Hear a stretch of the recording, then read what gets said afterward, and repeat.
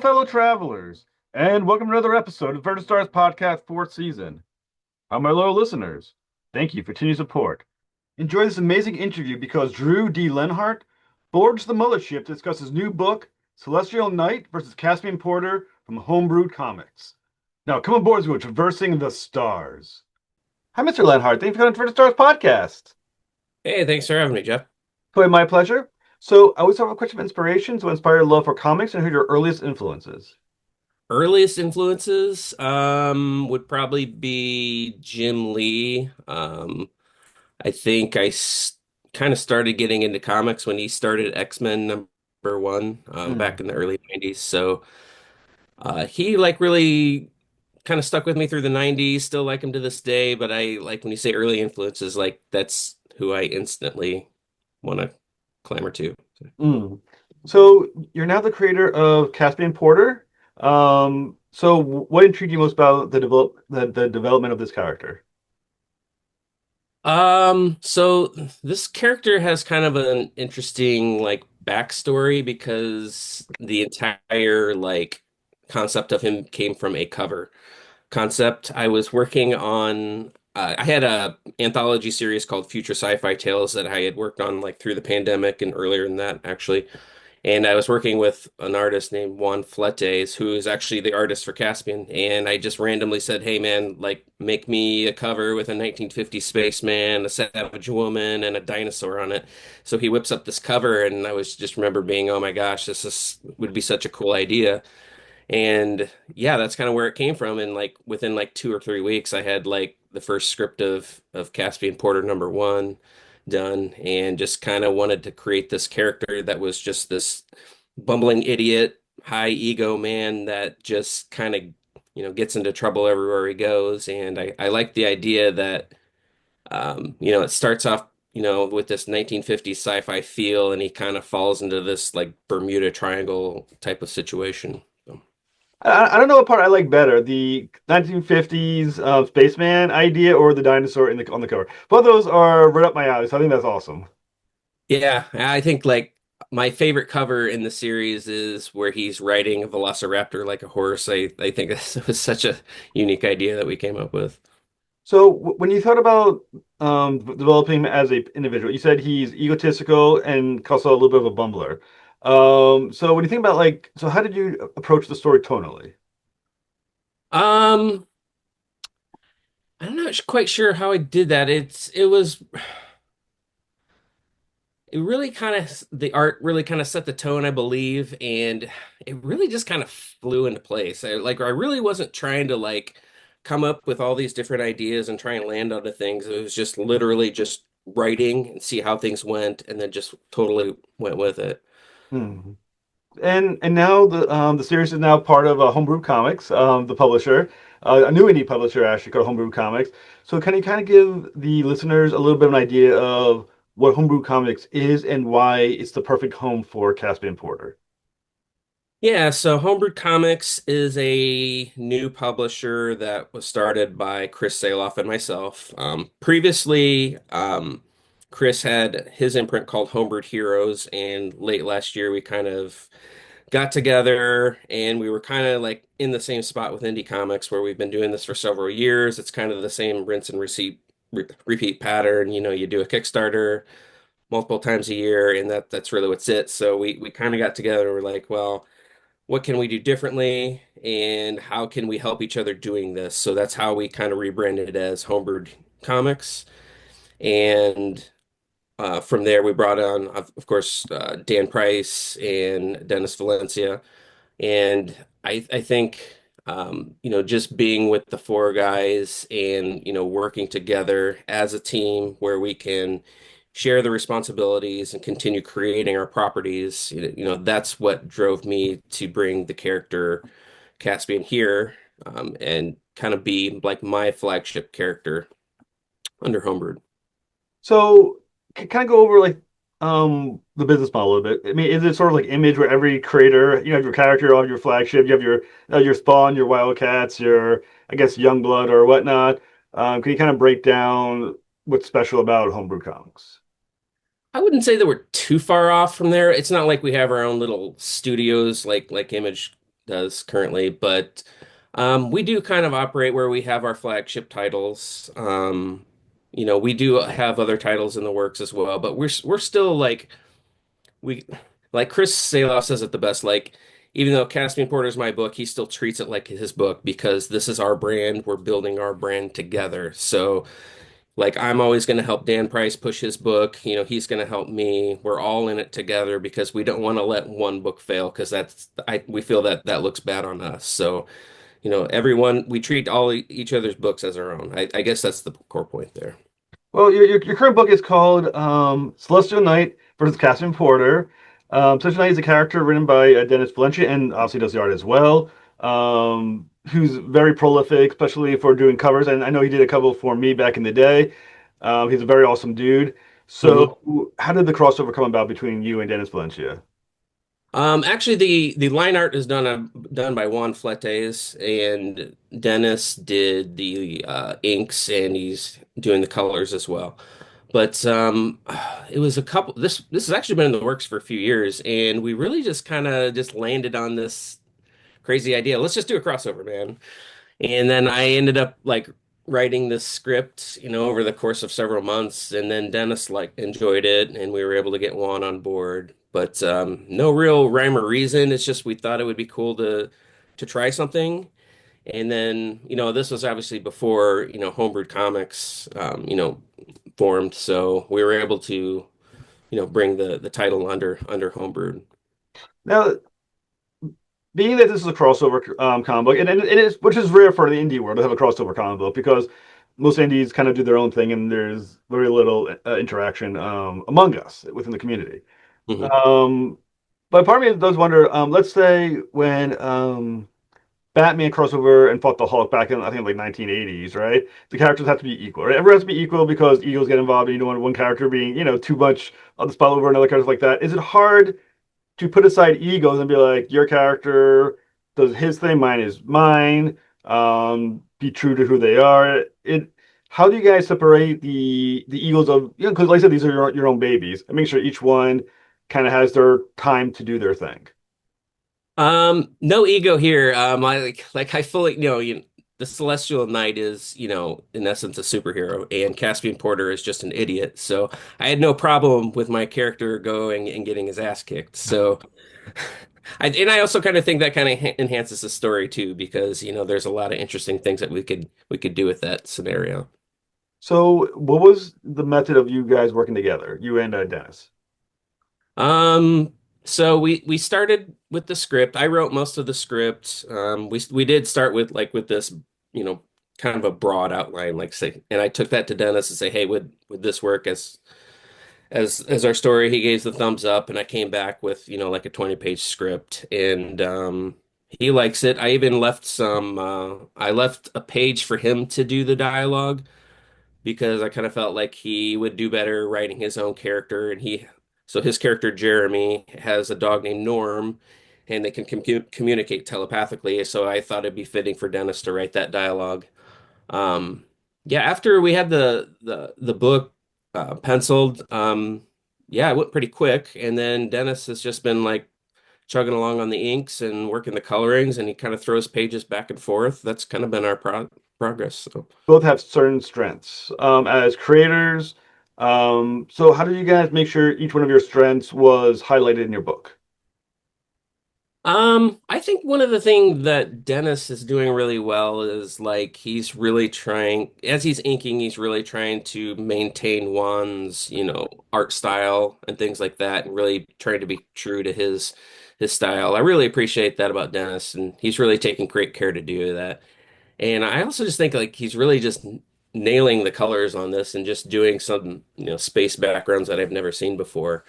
So really appreciate that about him. And I really like that he was like so like willing to let me write his character, and you know he didn't really push too hard on me. So that kind of made me think that I did right by his character. So Now, obviously, the question everyone has when it comes to crossovers, especially when it's about their regular books, is the idea of continuity. Does this exist in continuity? Is this an Elseworlds tale? Can you kind of give us a little sense of that? Yeah, so this isn't continuity. So Dennis has Celestial Night number one and issue number two, and I believe he said that this will take place somewhere in issue two of his timeline. Um, as part of Caspian Porter, it's a little more interesting because I have previously completed a miniseries of 5 issues. But in the first issue of Caspian Porter, he gets sucked into a wormhole, right? So I took that opportunity as, well, what if he made a pit stop before he went on his normal journey? So that's how he ended up in the universe of the Celestial Knight. I think that's very cool. And so basically, the story connects to the idea that um, via wormhole, he goes into Celestial Knight's world. Does Celestial Knight make it back to his at any point? Well, oh, you mean Caspian Porter make it back to his? No, no. Caspian Porter obviously makes it Celestial Knight's world through the wormhole. Does Celestial Knight then get a chance to go into Caspian Porter's world? No, no, everything is contained within the universe of Celestial Knight. No, as you said, Celestial Knight is obviously way more powerful than Caspian Porter, and it does. The title is versus. So, what does this fight even look? I mean, how badly does that Caspian Porter's ass kicked by Celestial Knight?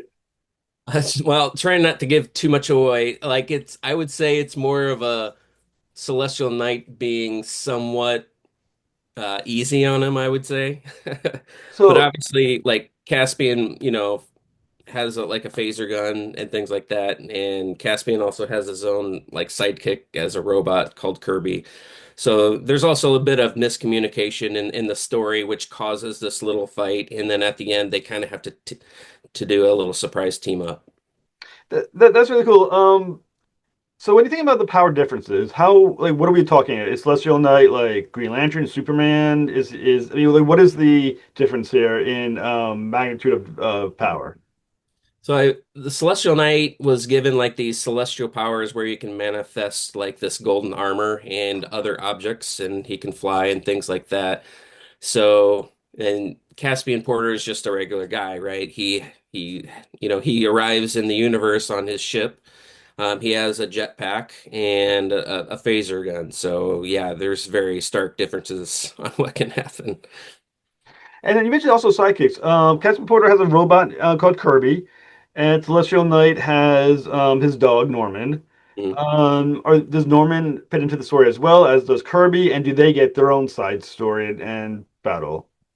Kirby, he's kind of like attached to the hip with Caspian through most of the story because they're kind of those bickering couple like. And Norm is in the stories on a couple of the pages. And as a stretch goal, we are going to be adding a page where Kirby and Norm actually interact.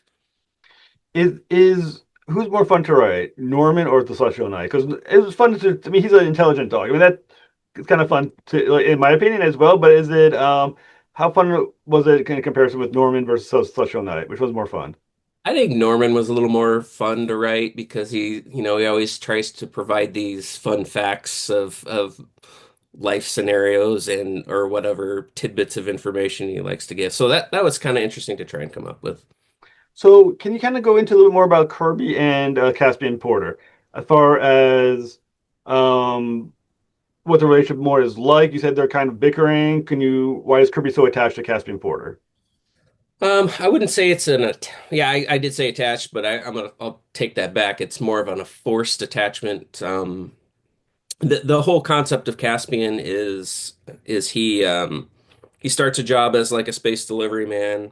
He's assigned a robot. It happens to be Kirby, and they fly aboard a spaceship delivering supplies in the solar system. But Caspian makes a fatal mistake, and he decides to run away from his employer, which was what caused him to like take damage to his ship and get sucked into a wormhole. So they are very much a bickering couple. Kirby is always trying to correct Caspian, and Caspian is just kind of sloughing him off, thinking that he's always, the smarter of the two. So if Caspian was part of the company and he said he can't run away from it, Kirby I assume was manufactured by the company or It's owned by the company. I don't know how the process were. I mean, but either way, he's part of the he's company man as it were. how does Kirby feel about Caspian ditching the corporation? And does that mean Kirby chose to ditch as well then? I think he chose to ditch as well just because he feels, entitled to stick with Caspian because he was assigned to him aboard the ship. That was kind of the route we took with that. So what is Kirby able to do as a robot? How like is this like a fully functioning robot? Is it like I'm trying to remember the name of like Herbie from Fantastic Four back in the day where he's kind of just like arms and a head. I mean, can you kind of go a little bit into Kirby? Yeah, so like he's kind of modeled after Vincent from The Black Hole, if you remember that Hmm. movie. So kind of like the intellectual, kind of the point of this character was he's supposed to pilot the ship that they're on. Um, so yeah, he's supposed to be very intellectual. He obviously hovers and things like that, but there is a scene in one of the issues where he can kind of go into attack mode if needed, and he kind of like can get buffed up arms with spikes and things like that, so he can be kind of a protector if needed.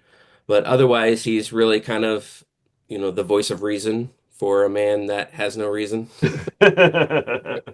So, I mean, obviously, at some point in the story, depending on your point of view, either the Celestial Knight or Caspian Porter is your antagonist for early in the story when they first see each other, as superhero crossovers tend to have, as each other being the antagonist for a little while.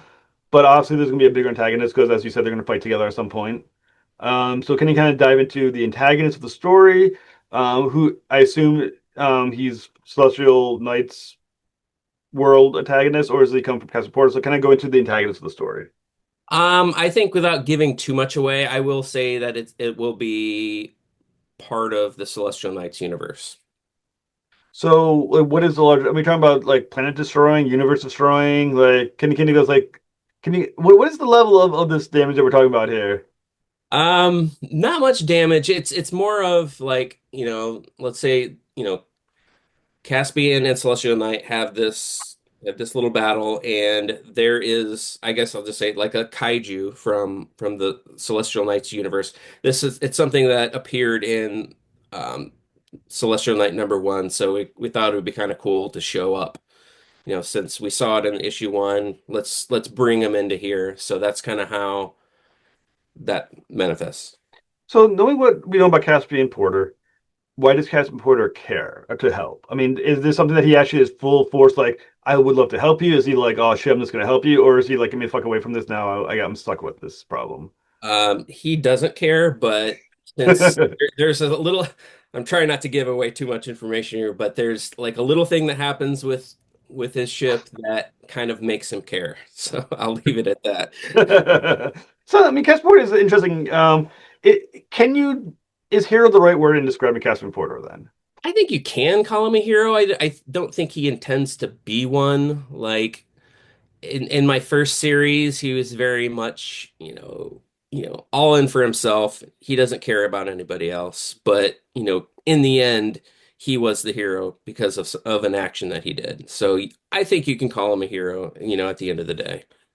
Now, for Substance Night versus Caspian Porter is active on Kickstarter. You've already hit your goal. I think you hit your first stretch goal too already. Is that correct? Not quite yet. We have our first stretch goal at 2,000, going to be off.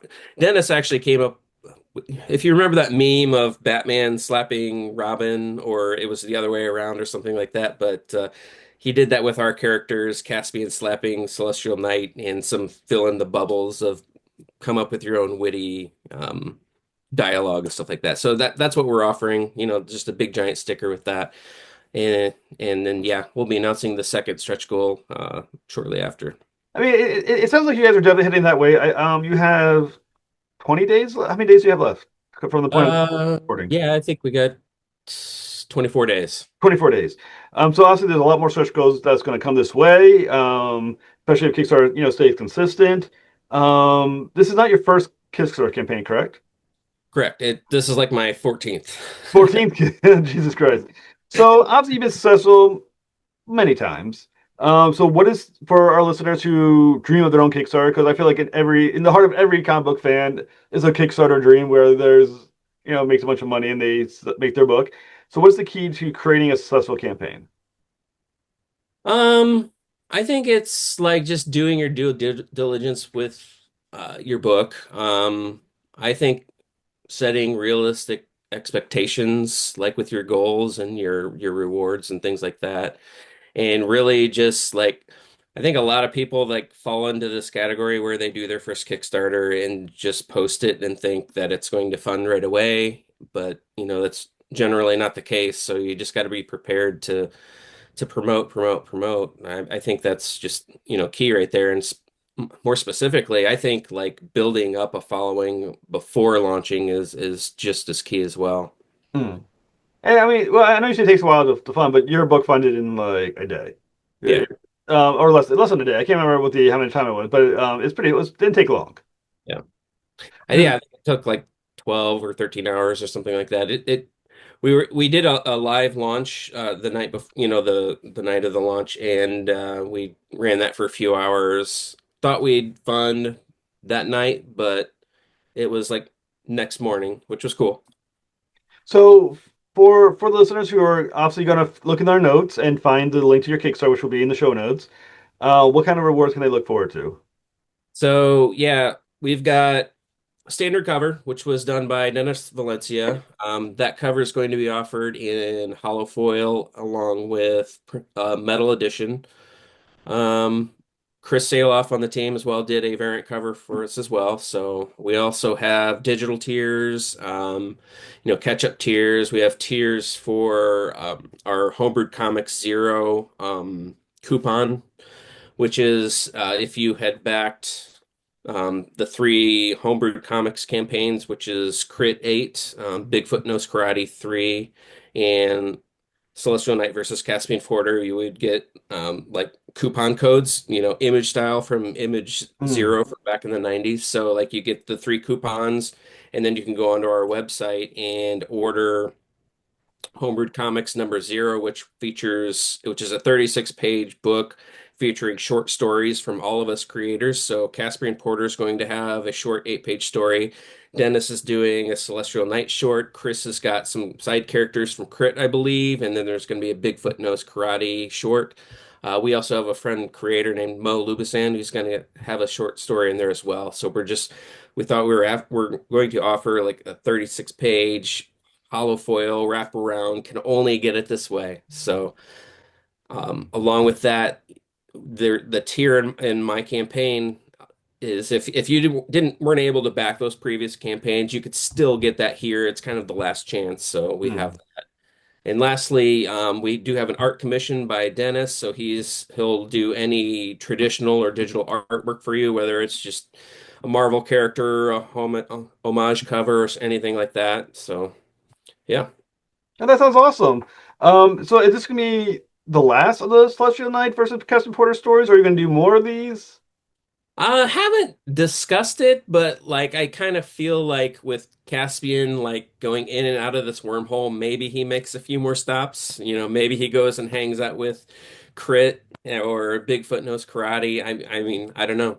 We'll find out. Well, like I said, it sounds absolutely awesome, and I think the coolest thing is when indie creators work together. I mean, obviously you're a publisher now, one publishing house, but still, I think it's great when the indie community does work together, and it sounds awesome. And congratulations on hitting your goal. And hopefully, we'll talk about Caspian Porter issue 4. I should be working on next. No, I wrapped up my Caspian series last year, and I am after Homebrew Zero, the short story. I will be working on the next miniseries for next year. Very cool. Thank you so much, Mr. Lenhart. Like people should run to your Kickstarter right now while it's still active. They said we have 24 days left, and everything sounds awesome. Thank you. Thanks so Thank you. much. Have a great night.